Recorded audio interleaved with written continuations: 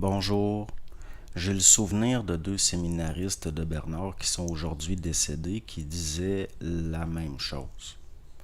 C'est-à-dire qu'avec certains événements qui allaient arriver dans le futur, ils plaignaient les gens qui n'auraient pas leur contact.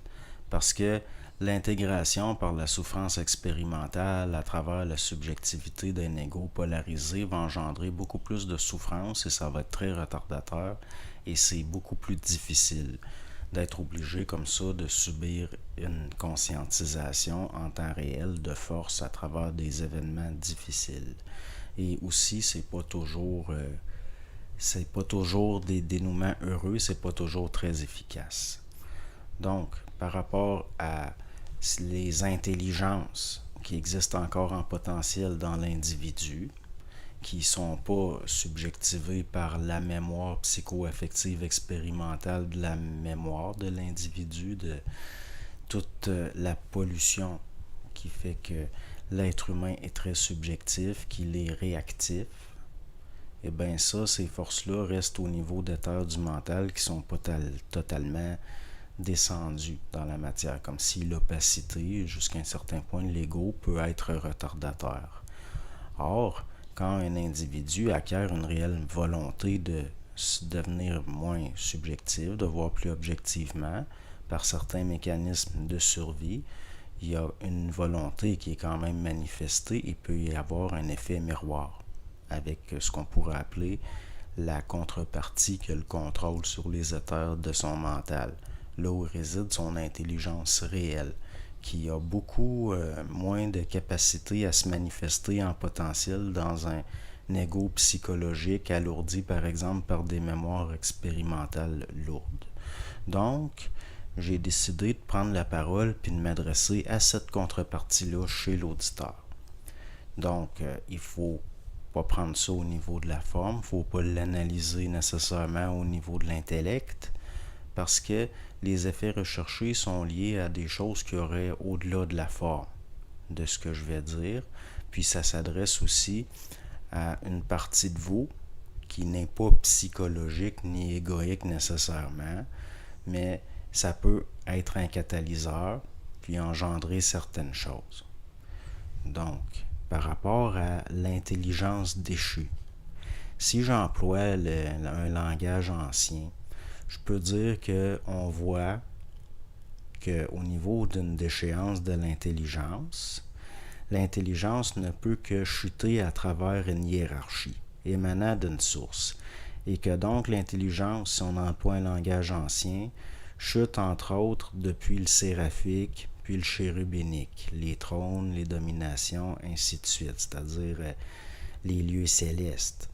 D'accord? C'est pas à prendre au pied de la lettre. Donc, c'est à travers le chérubinique que commence la guerre, si on peut dire, la première polarité, soumise aux lois systémiques de triangulation, de la cristallisation, de la densification, par l'éloignement d'une source, si vous voulez. Si on emploie un autre langage, on peut dire que on voit que le fréquentiel solaire vient traverser en se dégradant les différentes couches électromagnétiques de la Lune et de la Terre, en engendrant différents plans animés de vie, donc d'intelligence.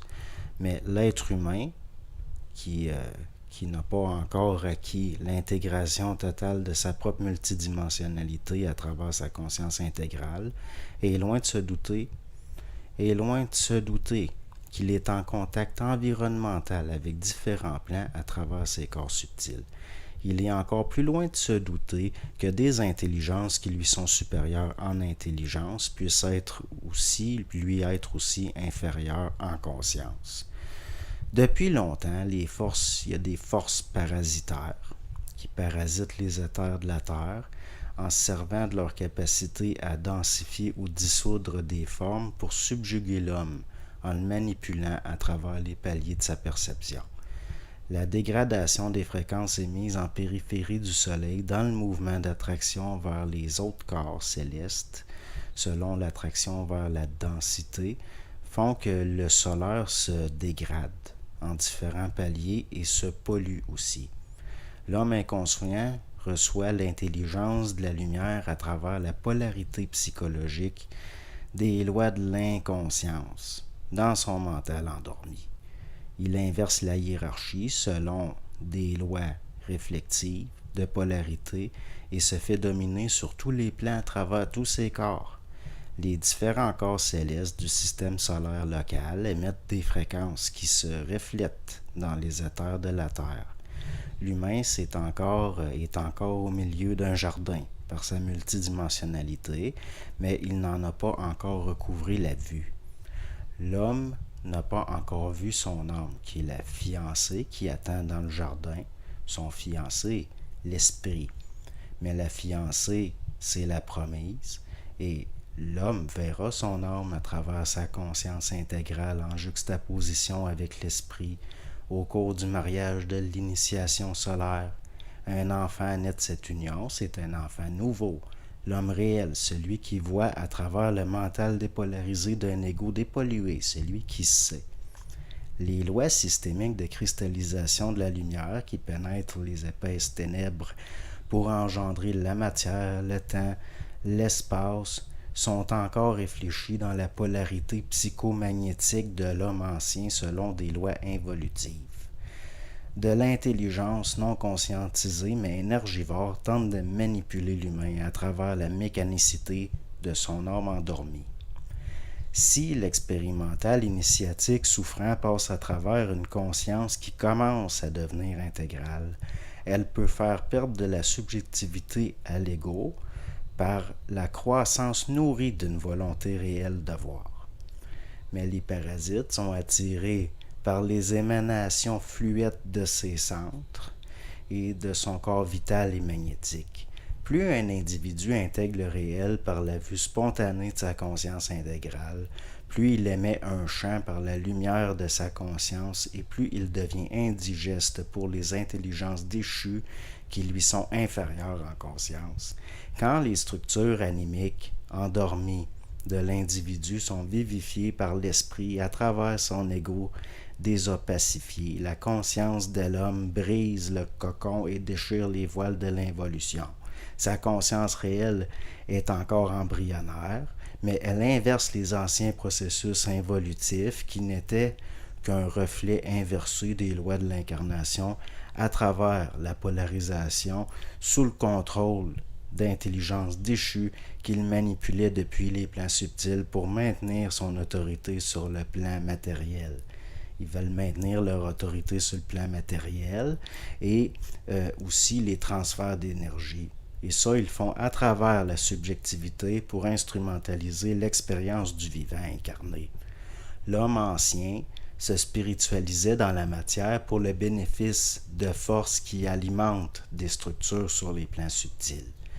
Le nouvel homme conscientisera la matière et émettra la lumière de son autorité et l'autorité de sa lumière, de son intelligence, en conscientisant les plans subtils à travers et depuis la matière, en dissolvant la mécanique inversée de la déchéance par le retour à la source depuis la conscience dans la matière, à travers tous les plans, en contact avec sa multidimensionnalité conscientisée. Donc, il sera créatif et les forces le serviront et obéiront à l'autorité de la lumière qui sera émise par sa conscience solaire. Ça veut dire qu'il s'agit de processus qui, au fond, commencent parce que ce qui est descendu jusque dans la matière doit commencer à exercer une remontée. Donc, ce ne sera pas par les structures de l'involution qui maintenaient l'être humain sous l'autorité d'intelligence qui lui sont inférieures, parce que c'est l'être humain qui est au milieu du jardin. Et c'est l'individu, au fond, qui va servir à manifester une conscience réelle, qui va pouvoir retourner à la source, dans le sens que le système veut se voir lui-même, puis c'est l'être humain, c'est l'homme qui est la lentille pour ça.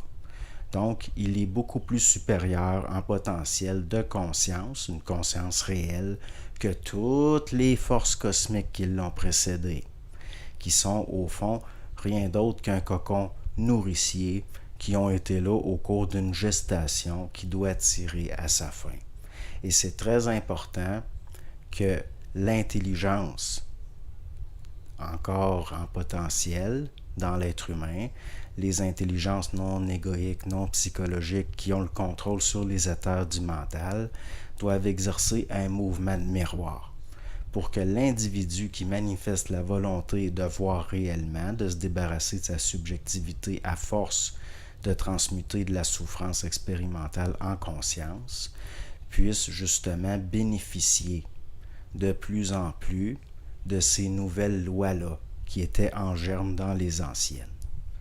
C'est inévitable et les forces qui contrôlent les éthers du mental de l'homme ne doivent plus le contrer d'aucune façon ou de moins en moins, dépendamment du progrès de l'individu, de sa capacité à recevoir un petit peu plus de lumière. Donc c'est ce que j'avais à dire. Bonne journée.